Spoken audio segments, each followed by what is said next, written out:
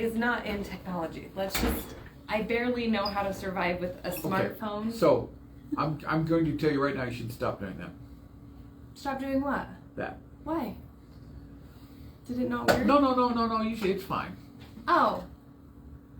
I need to stop A watching. little quiz for you, Ms. Hanson. Okay. We had a group of students in here the other day, and I posed the same question to them, and I will to you. Why is it more difficult to produce a good video product as it is to produce a good audio product? Ding, ding, ding. I'll give you some thought music. Yeah, I'll give you time to think about that one. I think that technology is not matching the video quality with the audio quality. Okay, I will give you this. I will give you the stipulation that there's more technical stuff involved, but that's not the reason. They don't want us to be able to. They meaning the greater people who develop all of the technologies. Then why is it? Why is it more difficult to produce? Because when you introduce video elements into it, you take something away from the receptors. He gets it. What is it? As far as what you're taking away from it? What you're taking away something from your the sense people. is that if you read something, if you say something, there's different levels of receptiveness. Learning and adaptability. Okay, there's one big thing that is taken away from people that receive things visually, as opposed to people that receive things Auditorily. Emotion. Close. Just the image, You're really close. In your mind. The imagination. Yeah. The imagination. Oh. Oh. Okay, so we're going to work on some imagination. See, so when you do this, yes. when you do this, people can't imagine you. They see you, but they can't imagine you. And I think the imagination is a more powerful thing. So I challenge all of my listeners to not listen to Facebook and watch this radio show, because whatever you're imagining I actually look like is probably a better image, is what you're getting at. Looking at Chris and I, can you understand why we're in radio and not video? Oh my, it's all relative, Dr. T. I guess so. So, good morning. This is Wired Wednesday with your host, McKinnon Hansen. And this morning we have the Cedar City and Iron County Fire Department, Greg Orloski, in, along with Gabbie, who is over public relations for Cedar City. And it's really important this time of year to make sure that we're paying attention to all the fire drills, the fire safety, and the exits in the home. It's also that time to check your batteries in all of your smoke detectors, check fire extinguisher pressures. There's companies around town that'll come and check just the pressure and make sure that they're good. And for those of you still burning wood, which I do every year, I only have like 4 wood stoves in my house. It's kind of a collection thing. At this point, it's a collection thing. Make sure that you are getting your chimneys and fireplaces adequately checked for the upcoming season of cold. We're slowly getting into fall. Temperatures are falling, which means it's just going to be a good year all around. Starting to see a little color on the mountains already too. Yes. Oh my goodness. If you can go down over through Kolob and down through Oak Valley, down through on that road in Washington County, the colors are vibrant. You mean going through Kolob Reservoir? Oh yes, yeah. Kolob Reservoir. Yeah. Excuse me, not Kolob Five Fingers area. Anyways, Greg, how are you doing today? Great. How are you? Gabbie, how are you doing? Good. Doing well. Thank you know what? I'm leaving. No, you're not leaving. No, because just give us 3 minutes.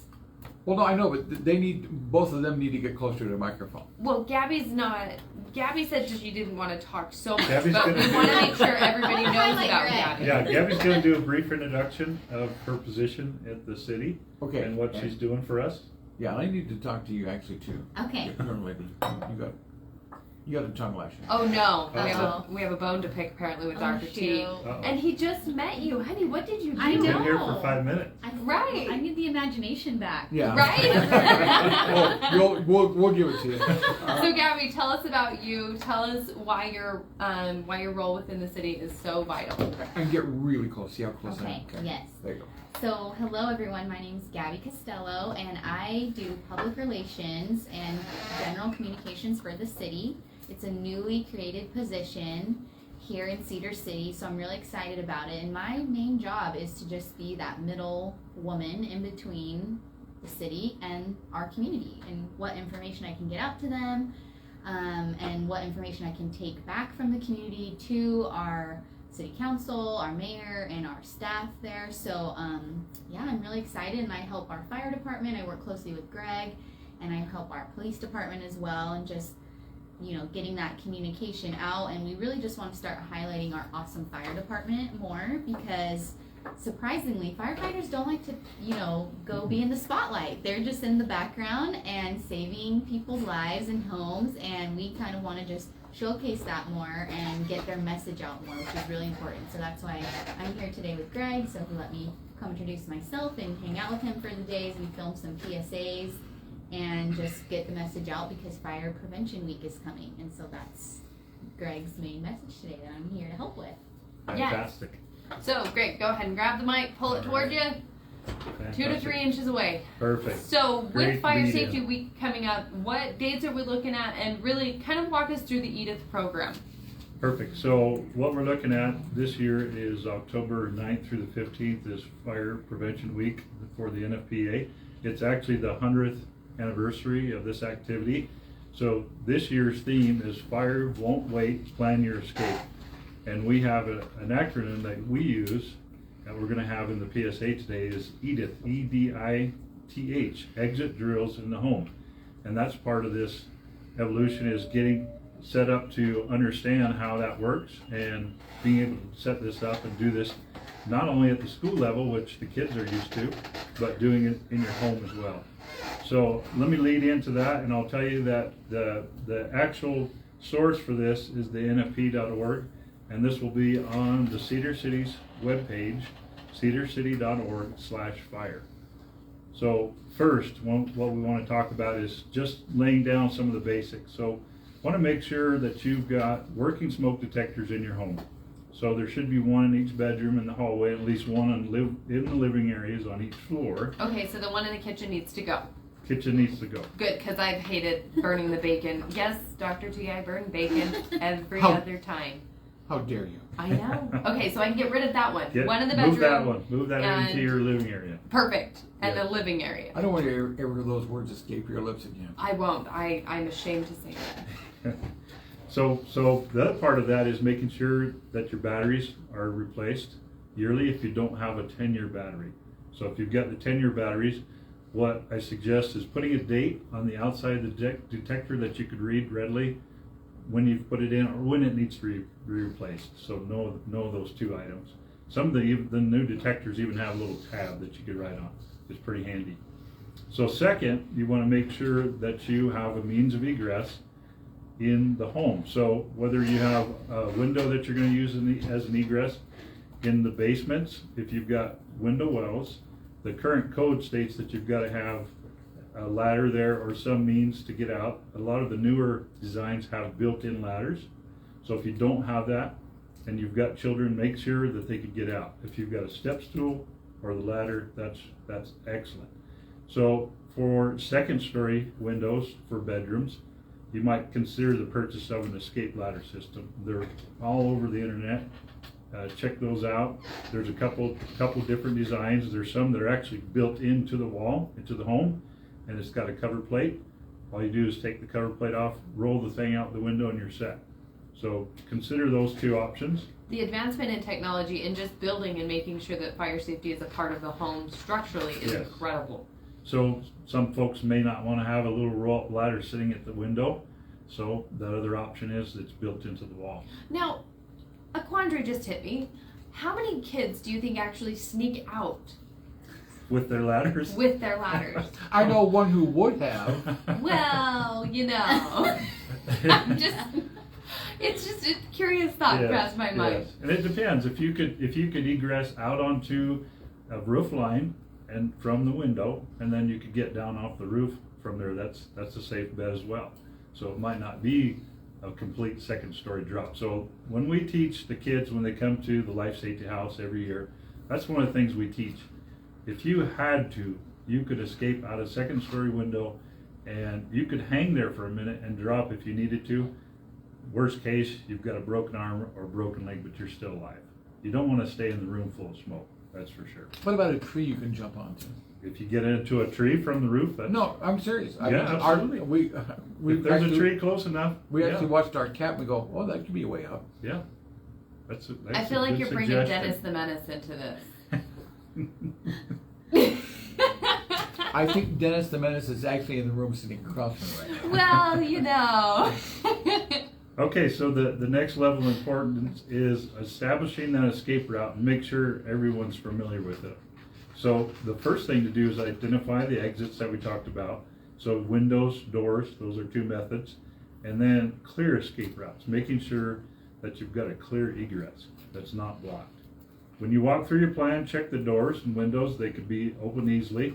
What we suggest to the kids is for the drills at the home, if you've got a window that you slide open and there's a screen there, don't take the screen out.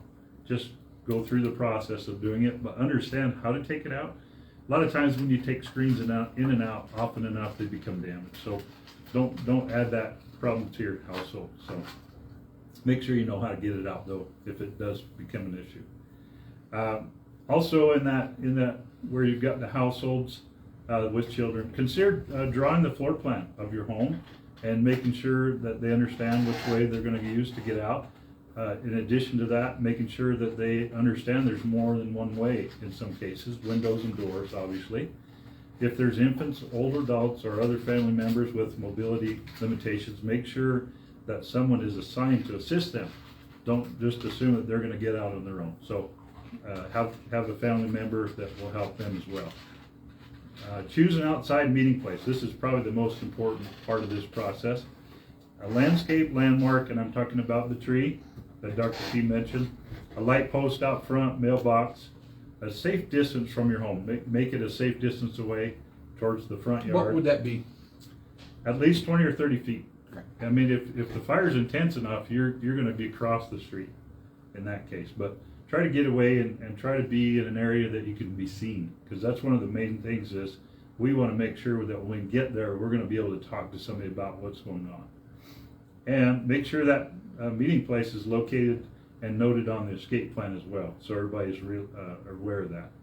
So for a real emergency, make sure everybody knows the home address and a cell phone number for one of the parents. So in case they're the ones that are giving the information, the 911 dispatcher will ask for this information. They're going to want to know the address, a phone number, who they're talking to. They're going to ask some details about what's going on. Is there a fire? Is there smoke? Do you have both? You know, what's your emergency? You know, Greg, you bring up some really good points within this, and I want to take it back just a little bit, because further in the document that you've provided with us that will be pushed onto the website, it says practice and practice with allowing your children to master the fire escape of planning and practice. You know, I would highly suggest, even though my kids, my oldest is 5, my youngest is 2, and I only have 2 of them, right? But I still have to walk them through those steps. Earlier this summer, I had the opportunity to actually walk my child through a quote-unquote emergency situation because the power was out and she got scared. Well, I took the opportunity to create a learning opportunity for her where she felt safe, and it was common knowledge for what she was going through of, look, you can open the window, you know, move your toy box over and, you know, Step go out the window. Box and get out. Or come down the stairs, you know, feel your way around. Take a moment and calm down. Right. You know, I mean, a lot of little people get really stressed and anxiety about just doing something different. Take the stress away by practicing these different methods with your children so that they can get out of a house effectively and safely within an emergency type situation. Kids are very driven by energy, and if you present them with a high energy or high stress situation, they're most likely not going to know how to react very well because they don't know how to feel or take that on unless they feel it. You know, Correct. If they can go through a situation such as smoke automatically being in the house of, okay, mom told me to calm down. Okay, I'm calming down. Okay, I need to get to the window or I need to get downstairs. You know, let's go through that and then get downstairs and get out. Okay, did I get the dogs? Am I in charge of the dogs or are they in charge of the dogs? You know, kind of a thing. but you walk through the I practice didn't of that. worry about the cats. The cat's in the tree. The cats I will don't have usually a find their way cat. out. Yeah, yeah. I Pets don't usually have find their cats. way out first, and if they don't, they're hunkered down somewhere. We often find that situation happening. Yes, and it's incredible because, you know, you go through this, you know, if somebody is missing, you don't go back into the structure. You wait until somebody of a professional level, point.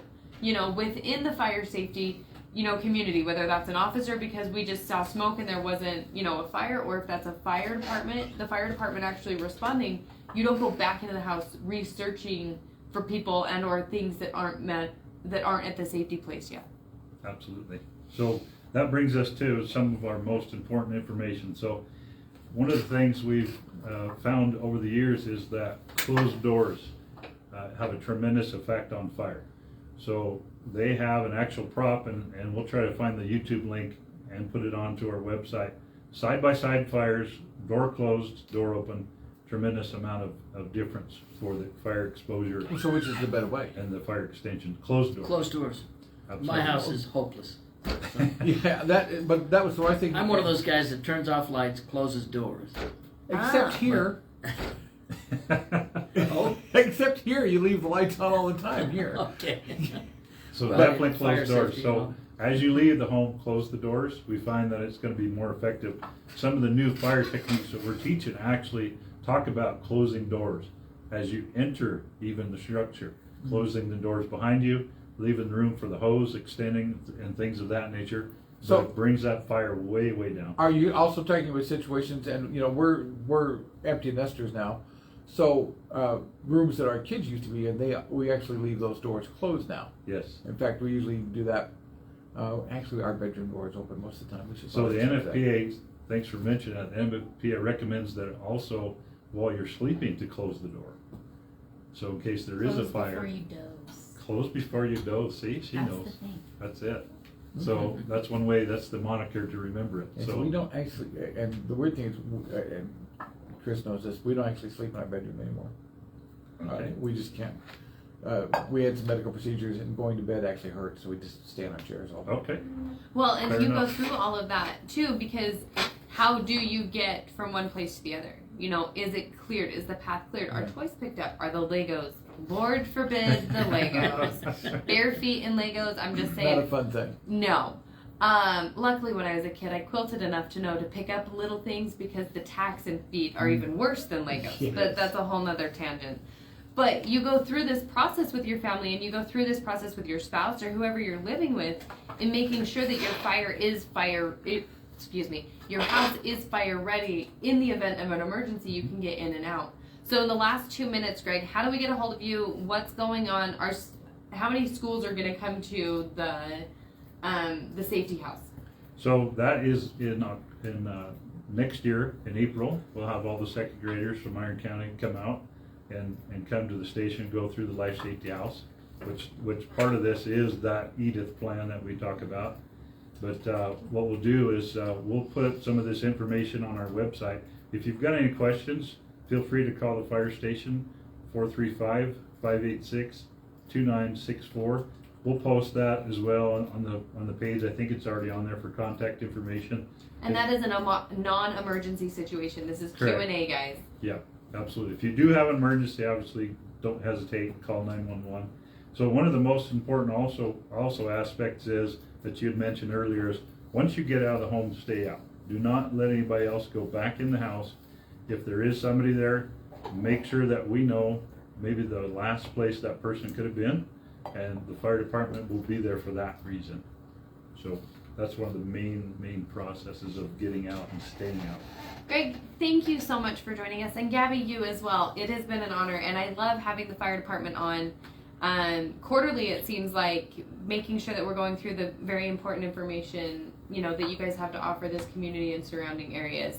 This has been McKinnon Hansen, your Farm Bureau financial agent. And I really do need these two to stick around for a minute. Okay. Yes, no, and you have to fill out the public safety, form sheet that I always get in trouble with. I love it when you pull out that paper. It's like, oh, here's homework from the principal. Well, cry my eyes out here.